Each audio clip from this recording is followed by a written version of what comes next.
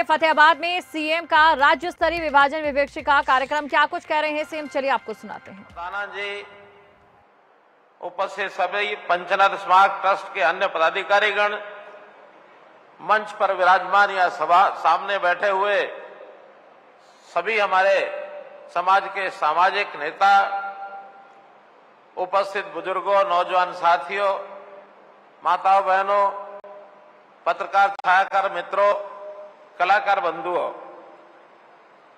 आज का ये दिन बहुत ही एक विशेष दिन, इसकी को मैं संज्ञा दूंगा।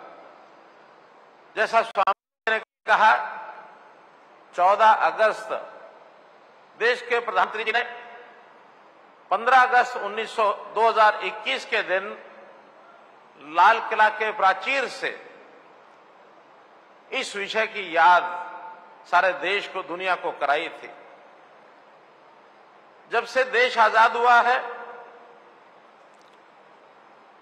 उस समय से लेकर के और अभी तक की सरकारें 1921 से पहले तक इस समय केवल जश्न तो मनाते थे। 15 अगस्त का दिन जश्न का दिन है भी सही। आजादी हमको मिली है, गुलामी को दूर करके आजादी प्राप्त करने के लिए बहुत ही बड़ी संख्या में, हजारों लाखों लोगों ने एक सपना लिया था। बहुत लोगों ने कुर्बानियां दी, शहीद हुए, जिसके कारण से आजादी की आज खुली हवा में हम सांस ले रहे हैं। लेकिन भाइयों बहनों, वही एक सत्य, ये दूसरा भी एक कटु सत्य है कि आजादी की बहुत बड़ी कीमत चुकानी पड़ी थी। अब वो कीमत शहीदों की शहादत की हो तो सब उसको याद करते हैं, आज भी करते हैं, पहले भी करते थे। लेकिन एक जो कीमत चुकाई गई, जिसको याद करना पूर्व की सरकारों ने कभी ध्यान नहीं दिया, जिसका नरेंद्र मोदी जी ने सार्वजनिक तौर पर उल्लेख किया, और वो था कि आजादी से पहले हमारे देश का विभाजन हुआ। अगर और पीड़ादायक तरीके से मैं कहना चाहूं तो भारत मां के शरीर के अंगों को काट दिया गया। 2 अंग काट दिए, एक पूर्वी पाकिस्तान कहलाया, दूसरा पश्चिमी पाकिस्तान कहलाया। ये पीड़ा 14 अगस्त की रात्रि को हम लोगों ने सही है, देखी है, भोगी है। अब इस पीड़ा को याद करना बहुत जरूरी है। कई कारण है याद करने के। एक विषय तो बड़ा यह है कि वो विभाजन भूला तो नहीं जा सकता, लेकिन एक संकल्प तो इस कहानी को याद करके हम ये ले सकते हैं कि अब इस देश की आजादी को कोई और खंडित न करे।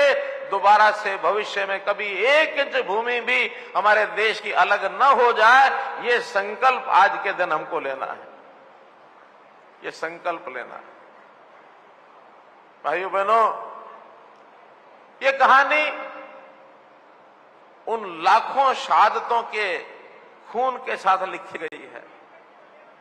जब विभाजन हुआ तो पता नहीं कितने लाख लोग जो वहां से उस अपने घर को छोड़ करके भारत माता की गोद में आने के लिए तैयार हुए और चले। समाज की सुरक्षा के लिए भी बहुत लोगों ने वहां रास्ते में संघर्ष किया, अपनी शहादतें दी। उनके खून से लिखी हुई ये कहानी है। बहुत से लोगों ने उस मंजर को देखा, देखते देखते वहां से चल करके भारत माता की गोद में आने का उनका अवसर मिला। उन्होंने अपनी आंखों से देखा, रोए। उनके आंसुओं से लिखी हुई ये कहानी है। इस कहानी को देखने वालों का, उनके मन में कितना उबाल था, वो उन्हीं युवाओं को पता होगा, या आज हमारे सामने जो लोग बैठे हैं जिन्होंने अपनी दादी नानी से कहानियां सुनी होंगी। क्योंकि घटना को आज 78 साल हो गए हैं, 76 साल हो गए हैं। 76 साल की घटना में अगर कोई 10-12 साल का बालक रहा होगा, उसने तो अपनी आंखों से देखी होंगी। लेकिन इससे कम आयु के बच्चे को शायद ही पता होगा, अर्थात जिसकी आयु आज 88 साल, 85 साल, 86 साल हो गई है, उस बुजुर्ग को तो आज कुछ आंखों देखा हाल पता होगा, बाकी हमारी सारी पीढ़ी को तो केवल जो कहानियां सुनी होंगी हमने दादी नानी की, उसी में से आभास हुआ होगा कि क्या वो पीड़ादायक, क्या वो दृश्य था कत्लेआम का। गाड़ियां चली मुसाफिरों की और रास्ते में गर्दनें उतार दी गई धड़ से। बहु बेटियों की इज्जत लुटने का डर हो गया तो माता पिता ने अपनी जवान बेटियों की गर्दन अपने हाथ से उतार दी इज्जत बचाने के लिए। अब ये संख्या कितनी थी, बड़ा विवाद बना हुआ है। कोई इसको 3 लाख कहता, कोई 5 लाख कहता, कोई 10 लाख कहता, कोई 15 लाख कहता है। इतने लाखों लोगों की शहादत के बाद हम जो लोग आज यहां बैठे हैं, उसी बदौलत, उसी कीमत को चुका करके यहां बैठे हैं।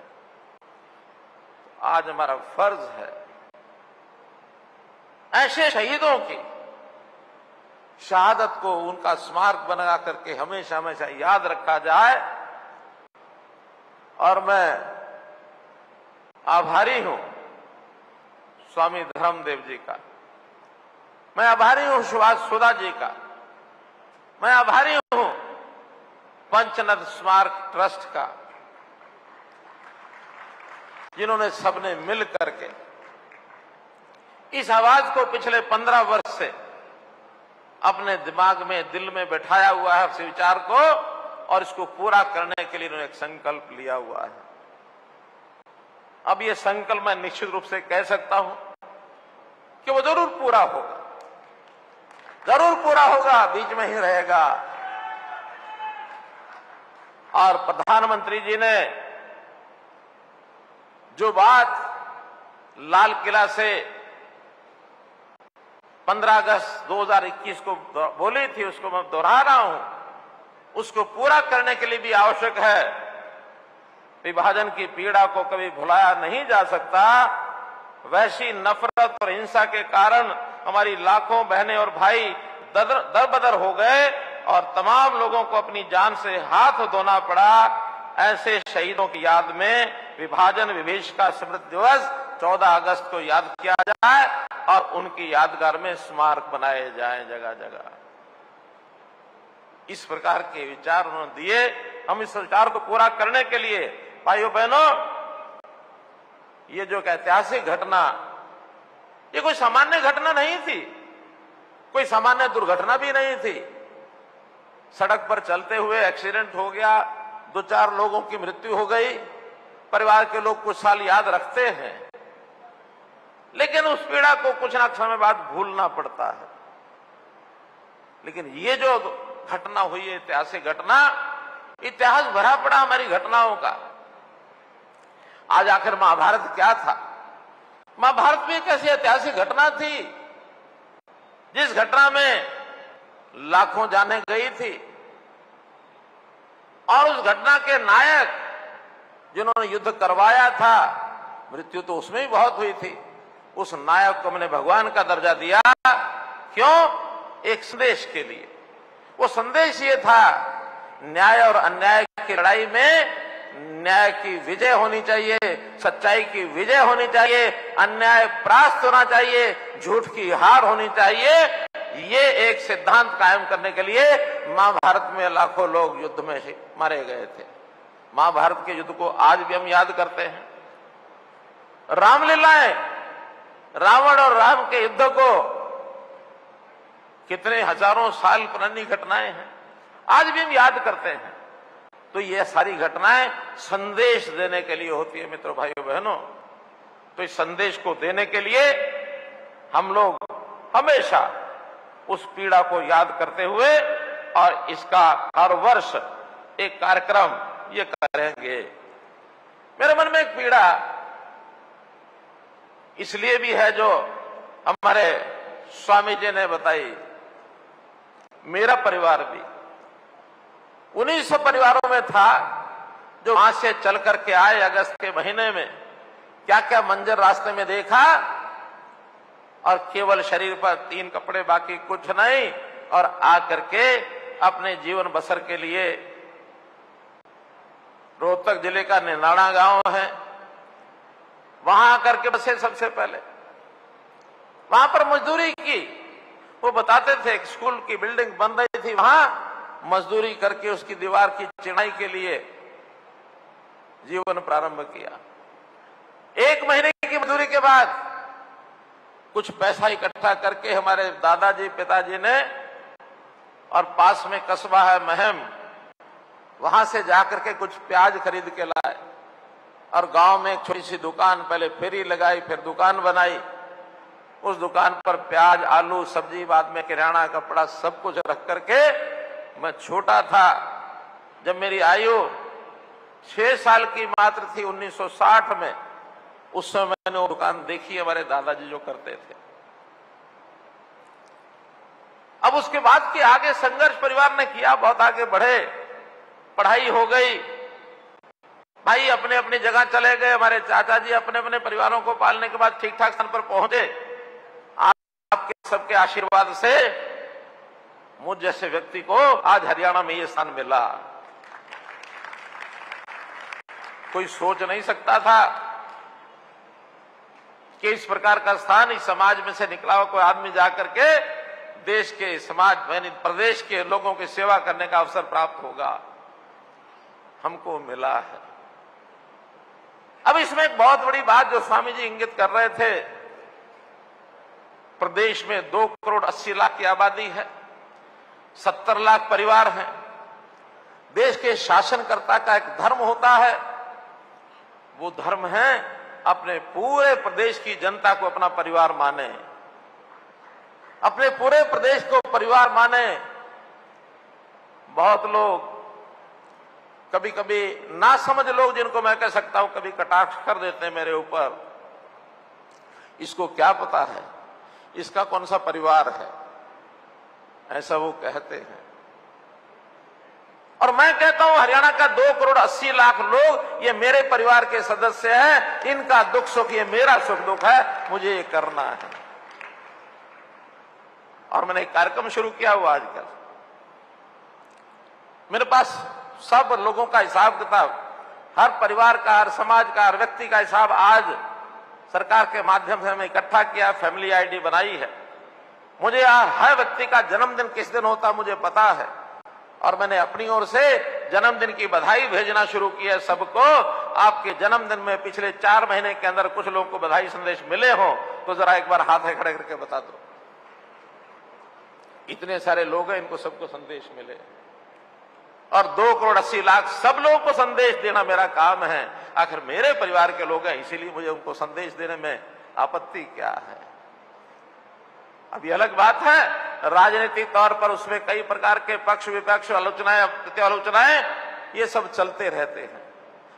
वो बहुत छोटी सोच के लोग इस प्रकार का बोलते हैं, बोले, हमें आपत्ति नहीं है, हमें कोई कुछ भी कहे, लेकिन अपना लक्ष्य सामने है, इस प्रदेश की सेवा करना, लोगों को, खास करके गरीब लोगों को चिंता करना, उनको आगे बढ़ाना, जिसके घर में खाना नहीं बनता है उसके घर में अनाज पहुंचाना, जिसके परिवार का सदस्य मानो कहीं इलाज की जरूरत है तो अस्पताल का खर्चा सरकार देगी, आयुष्मान भारत का कार्ड उसका बनेगा, बुजुर्ग को होगा उसको पेंशन, हरियाणा में सबसे ज्यादा पेंशन वो हम देंगे और दे रहे हैं। हर महीने ऐसे 60 साल के बुजुर्गों के खाते में 2750 रुपया नीले नीले नोट के वहां जमा हो जाते हैं। भ्रष्टाचार को खत्म करना ये हमारा काम है, विकास का काम करना ये हमारा काम है।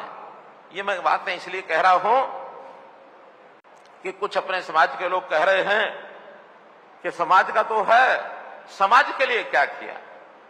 मेरा कहना, समाज के लिए जितने उसके गर्व और गौरव के अनुभव की बातें हैं सब में शामिल होंगे, लेकिन पूरा समाज एक है, भेदभाव न किया जाए, ये भी विचार आप लोगों के दिया गया मेरे मन में है कि भेदभाव से अब काम नहीं चलते हैं।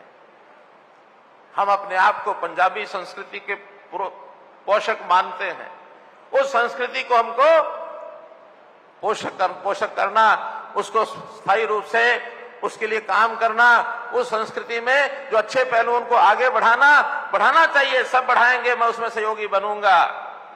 लेकिन मित्रों, हम जिस माटी में रहते हैं, जिस देश में, प्रदेश में, गांव में, शहर में, वार्ड में जहां रहते हैं, वहां जो सारा समाज है, उस समाज के साथ हमको मिल करके रहना है, हमारा भाईचारा बना के रहना है। ये भी इसी का एक संदेश है। मैंने अपने चुनाव में, पहला चुनाव हुआ था, उसमें घोषणा की थी, हरियाणा एक, हरियाणवी एक। मैंने कभी ये नहीं कहा था कि भैया केवल पंजाबी एक हो जाओ, बाकी नहीं। हम सब जहां पंजाबी संस्कृति के पोषक हैं, वहां प्रदेश के नाते हम हरियाणवी हैं। ये विचार मन में बैठा के हमको चलना पड़ेगा। आज ये जो वस्तु स्थिति है, इस वस्तु स्थिति में सारे समाज के साथ मिलकर चलें। और हाँ, जहां कहीं हमारे पास दो गुण हैं, चार बातें भगवान ने बहुत कृपा से हमें मिली हैं, उसके कारण से सारे समाज की अगुवाई करें। और इसमें समाज के बहुत लोग, हमारा ये जो पुरुषार्थी समाज है, इसको श्रेय देता है, इसको श्रेय देता है। क्योंकि बहुत लोगों ने जो लोगों को बताया काम, आप लोगों ने सिखाया काम, उसके ऊपर आगे बढ़े, व्यापार में आगे बढ़े, उद्योग में आगे बढ़े, निवेशक बने। बहुत अच्छे समाज की हमारी स्थिति।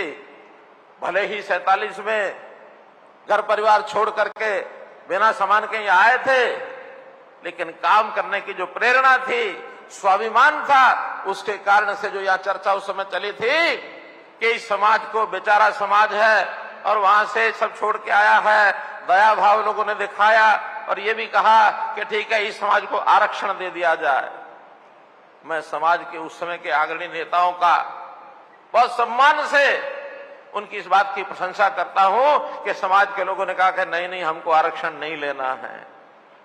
ये अपने ही समाज के लोगों ने कहा। अगर कहीं उस समाज उस आरक्षण के घेरे में पड़ जाते, तो जो प्रगति समाज के लोगों ने अपने पैरों पर खड़े होकर के मेहनत करके की है, शायद वो ना कर पाते। क्योंकि एक स्वार्थ जाग जाता है वहां। हमको स्वार्थ की बजाय परमार्थी भावना से, हमको अपनी मेहनत से, परिश्रम से, अपनी विद्या से, अपने संस्कारों से, अपने हुनर के विकास से आगे बढ़ना है। उसके लिए सब लोग लगे हैं और आगे बढ़ते रहें, ऐसे मेरा मानना है। आज के दिन मैं इतना ही कहूंगा कि जो देशभक्ति का वातावरण बनाने के लिए हमारे प्रधानमंत्री जी ने भी कहा है कि 14 अगस्त ये विभाजन विभीषिका दिवस मनाया जाए और 15 अगस्त की याद में स्वतंत्रता दिवस के नाते देश भर में तिरंगा यात्राएं निकाली जाएं, मेरा देश मेरी माटी, इस अभियान को चलाया जाए। सब मिलाकर के देशभक्ति, मेरा धर्म देशभक्ति है, मेरा कर्म देशभक्ति है, मेरा मर्म देशभक्ति है। देशभक्ति है तो सब कुछ है, देश है तो सब है, देश नहीं है तो कुछ नहीं है। इस भावना से चलेंगे तो गारंटी सकते हैं कि इस देश का कोई बिगाड़ नहीं सकता है। जहां तक स्मारक की बात है, जहां तक शहीदी धाम कुरुक्षेत्र पीपली में बनाने की बात है, स्वामी जी ने मुझे एक नक्शा दिखाया है। हमने भी कहा कि इस नक्शे के हिसाब से 5 एकड़ पर अभी योजना बनी है, एक अच्छा भव्य स्मारक बनना चाहिए। उसमें एक तीर्थियों के रहने के लिए भी स्थान है, उसमें एक बड़ा स्मारक भी है, उसमें ध्यान प्रार्थना भी है, उसमें विद्यालय भी है, उसमें गौशाला भी है, उसमें अन्य प्रकार के सेवा के प्रकल्प भी बहुत होंगे। सारी कहानी भी विभाजन के समय की पूरी वहां प्रदर्शन की जाएगी। लाइट एंड साउंड शो वहां होंगे, देश और दुनिया के लोग वहां करके देखेंगे तो विभाजन की दास्तान उनको पता लगेगी। अभी जो इन्होंने मोटा मोटा मुझे बताया है कि लगभग 45 और 48 करोड़ रुपए के बीच का वो खर्च है। मैंने स्वामी जी को कहा, ये जितना समाज बैठा है उस समाज में आप सब भी शामिल हैं, हमारे सभी विधायक, मेयर सब शामिल हैं, मनोहर लाल भी उसमें शामिल है। किसी प्रकार की चिंता मत करना, समाज के द्वारा ये काम करवाने का काम मेरा दायित्व मैं करा करके दूंगा आपको। मैं इसमें एक बात स्पष्ट करना चाहता हूं, जैसे पहले हमने कहा कि सरकारों पर निर्भर होकर के चलने से एक आलस्य आता है, एक व्यक्ति के मन में थोड़ा कहीं ना कहीं स्वार्थ जाग जाता है। समाज में बहुत ऐसे लोग हैं, मुझे याद है धर्मपाल महाशय जी, कोविड के अंदर अचानक एक दिन उनका फोन आया कि मनोहर लाल जी, मैं उनको मामा जी कहता था क्यों गुलाटी थे वो, मेरे मामे गुलाटी हैं। बहुत आनंद से वो कहते थे, भांजे चिंता मत करना, कोई जरूरत हो तो बताना। मैंने कहा नहीं, सरकार इसमें बहुत अच्छे तरीके से मोदी जी लगे हैं, खूब कर रहे हैं। अच्छा ठीक है, थोड़ा सा मैं सहायता के लिए एक छोटा सा अंश भेज रहा हूं, ले लेना। अगले दिन मुझे पता लगा कि उन्होंने 1 करोड़ रुपए सरकार को भेज दिया।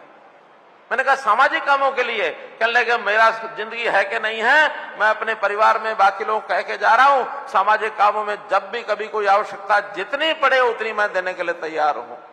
एक धर्मपाल महाशय नहीं है, ऐसे धर्मपाल महाशय अपने समाज के अंदर बहुत है स्वामी जी।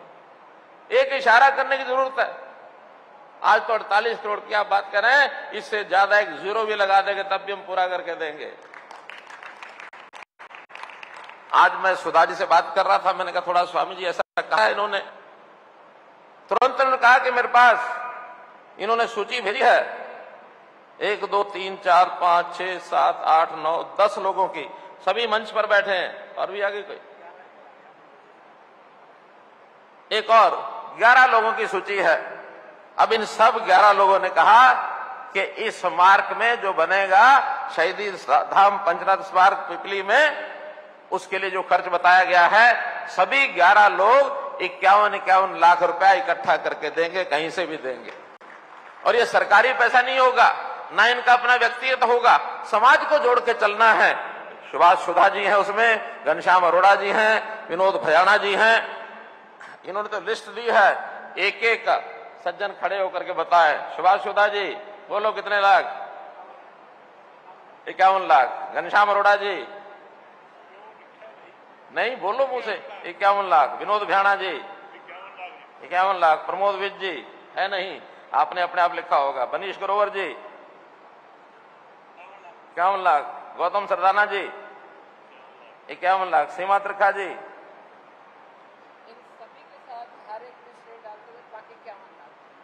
सब में 1-1 लाख आप डालेंगे और 51 अपना अलग देंगे। क्या बात है, वो कहते इनका भी सहयोग कर दूंगे 1-1 लाख में मैं। संजय भाटिया जी है नहीं लगता, आपने अपनी मर्जी अपने विश्वास पूर्वक लिखा है। फिर हमारे लक्ष्मण नापा जी जो विधायक हैं, क्यों आप भी योगदान करेंगे? अपने आप तो नहीं लिख लिया इन्होंने, आपने कहा है, चलिए ठीक है। अब इसमें हाँ मिश्रा जी भी हैं, कृष्ण मिश्रा जी वो चले गए हैं इसलिए मैंने बोला नहीं है, वो अगले एक कार्यक्रम था उनका, 4 बजे छुट्टी लेके गए हैं। और पहले चरण के इस सारे कलेक्शन में समाज के बाकी लोगों से भी लेंगे, लेकिन मेरे अपने जो व्यक्तिगत संबंध हैं, मैं फिर कह रहा हूं, सरकार से इसमें देना बहुत, जो सहायता जो सहयोग जो डिपार्टमेंट्स के छोटे मोटे कामों का होगा वो तो सब कराएंगे, लेकिन सरकार का जो धन है वो एक ट्रस्ट का धन है। और ये पंचनद स्मारक ये भी एक ट्रस्ट है। और आपकी जानकारी के लिए ये पंचनद स्मारक ट्रस्ट, इसमें मैं भी सदस्य हूं। और ट्रस्ट का एक नियम होता है, कोई ट्रस्टी एक ट्रस्ट से दूसरे ट्रस्ट में पैसा ट्रांसफर नहीं करा सकता है। अगर कानून के जानकर बैठे तो बता दे, वरना मुझे इस ट्रस्टी यहाँ की ट्रस्टी छोड़नी पड़ेगी, तब मैं सरकार से दे सकता हूं। वो अलग बात है, सरकार से सहयोग कराएंगे, लेकिन मैं अपने प्रयत्नों से, जैसा 51 लाख 11 लोगों के हुए हैं, ये 5.5 करोड़ रुपया है, 5.5 करोड़ रुपया मैं अपने संपर्क से और इसमें अपना योगदान कराऊंगा। कुल मिला के 11 करोड़ रुपया आज इस सभा में आपसे हम करते हैं, वादा करते हैं। इसके आगे बढ़ने के लिए स्वामी जी आप बैठे हैं, आपके तो इतने लोग हैं, एक थोड़ा सा संकेत करेंगे तो फट हो जाएगा। मैं फिर आपको इस बात का विश्वास दिलाता हूं कि ये काम पैसे के बिना नहीं रुकने देंगे। समाज में बहुत लोग हैं जिसको भी इशारा करते हैं वो ऐसे सामाजिक कामों के लिए आगे आ जाते हैं। अगर कहीं इस प्रकार के ट्रस्ट के लिए सीएसआर के पैसे का अनुमति होगी तो हमारे पास सीएसआर पैसा खर्च करने वाले बहुत लोग हैं जो कहते हैं हमारा पैसा कहीं खर्च करवा दो। उनकी मजबूरी है पैसा खर्च करना, अगर उसके अंदर होगा तो बहुत आसान होगा, अन्यथा और भी कराएंगे। और जहां तक स्थानीय जो हमारा पंचनद सेवा ट्रस्ट है, इन्होंने अपना अच्छा काम किया है। 21 लाख रुपया 21 लाख रुपया मैं अपनी ओर से इनके लिए घोषणा करता हूं। और मुझे तो पहले बताया नहीं था, मंच से ही स्वामी जी ने आह्वान किया है। तो जो शिवधाम योजना हमारी, शिवधाम योजना में से यहाँ का जो क्या नाम रखा है शमशान का, शिवधाम या कुछ और है, शिवपुरी, तो यहाँ के शिवपुरी से हमारी शिवधाम योजना में से 21 लाख रुपया उसके लिए भी मैं मंजूर करता हूं। तो इस प्रकार से कभी भी हमारे दूड़ाराम जी ने कुछ विधानसभा के नाते अपनी बातें स्वाभाविक है, क्योंकि उनको मौका मिला रखना ही थी, अलग से उनसे सारे कुछ करके, क्योंकि इस मंच से ये मंच उस घोषणा का नहीं है, अलग से जो यहाँ खास करके बाढ़ प्रभावित इलाके में कुछ लोगों का नुकसान हुआ है, उस नुकसान की भरपाई के लिए हमने 28 तारीख तक जो क्षतिपूर्ति पोर्टल है उसमें भरने के लिए कहा है। 28 तक है, 18 तक है, 28 तक है,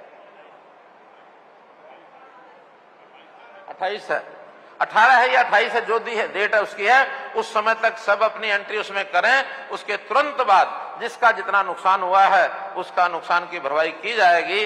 इतनी बात कहते हुए मैं अपनी बात को समाप्त करता हूं। बहुत बहुत धन्यवाद, बहुत बहुत आभार।